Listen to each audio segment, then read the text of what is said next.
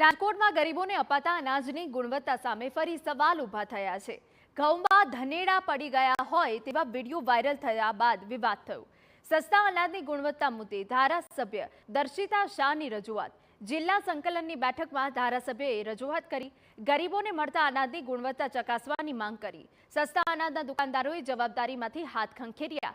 નિગમ જે અનાજ દુકાને મોકલે છે તે જ અનાજ લોકોને અપાય છે। વેપારીઓનો કોઈ વાંક ન હોવાનો દાવો કર્યો। અગાઉ ખરાબ અનાજ અંગે સાંસદ રામ મોકરિયાએ પણ રજૂઆત કરી હતી।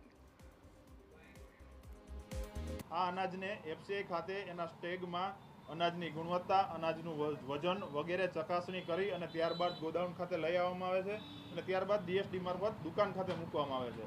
એટલે મુખ્ય જવાબદારી કોઈ ખરાબ કે ગુણવત્તા વગરનું જે અનાજ આવતું હોય એની જવાબદારી ડીએસએમ સાહેબની છે। ત્યાર પછી દુકાન ખાતે જે અનાજ આવે છે, દુકાનની અંદર જે અનાજના સીલબંધ દોરાની સીલબંધ જે કટ્ટા મૂકવામાં આવે છે ત્યાં સુધી દુકાનદારનો કોઈ રોલ રહેતો નથી। ડીએસડી મારફત દુકાન ખાતે અનાજ ઉતરે ત્યાં સુધી દુકાનદાર આ પ્રક્રિયામાં સામેલ હોતો નથી, પણ જ્યારે દુકાનની અંદર અનાજ આવી ગયું અને દુકાનદાર આ અનાજને વિતરણમાં મૂકે ત્યારે કટ્ટાની સિલાઈ ખોલે ત્યારબાદ અનાજની ગુણવત્તા દુકાનદારને ખબર પડે છે।